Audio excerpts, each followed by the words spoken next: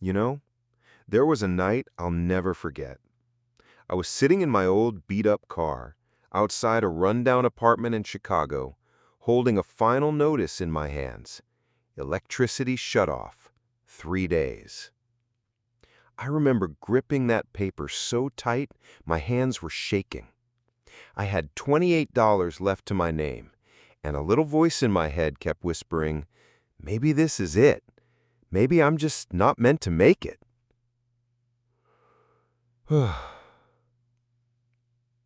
That was the moment I thought my story had ended. But looking back now, it was only the beginning. I grew up in a family where money was always short. My dad worked 2 jobs at the factory. My mom cleaned houses.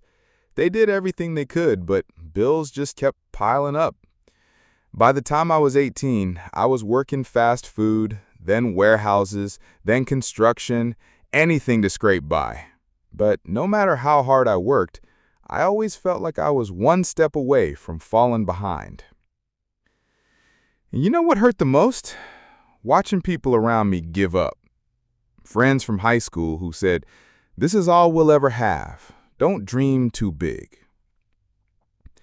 I wanted to believe them sometimes, but something deep inside me refused to accept it. By my late 20s, I thought I was doing okay. A steady job, a little apartment, an old car. But then, layoffs hit. I lost my job. 2 months later, my girlfriend walked out. She said she was tired of waiting for me to get it together.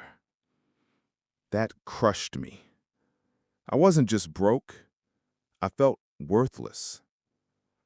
One night, I pawned my last decent thing, my grandfather's watch, just to buy groceries.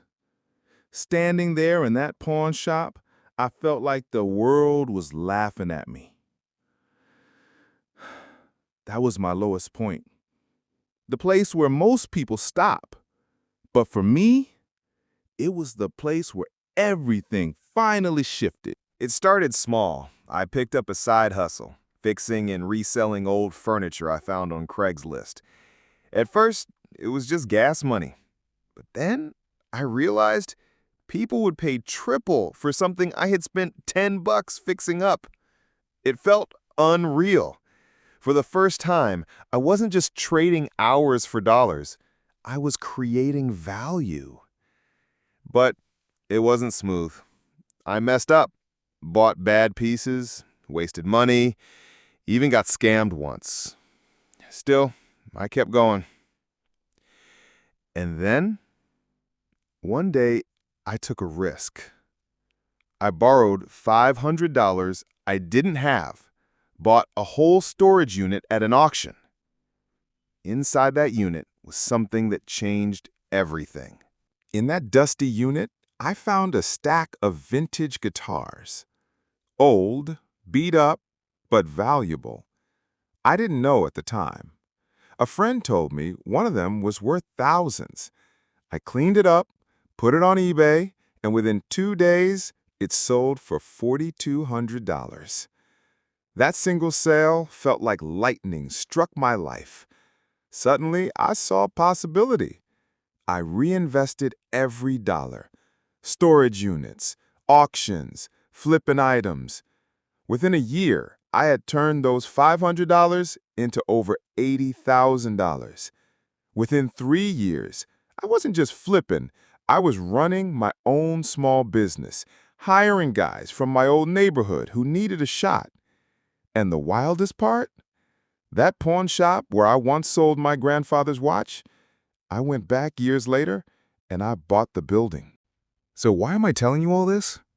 Because I know what it feels like to be broke, hopeless, and ready to give up. I know what it's like to sit in a car, staring at a shutoff notice, thinking your story is over. But I'm living proof it doesn't have to end there. The difference between the person who makes it and the person who doesn't isn't luck. It's refusing to quit when everything tells you to. If you're listening right now and you're struggling, don't stop. Don't believe the lie that you're stuck forever. Start small, fail, try again. One day, you'll look back and realize that the darkest night was actually the first step toward your new life. If this story hit you, don't just scroll past, share it, subscribe, and keep listening, because the next story could be yours.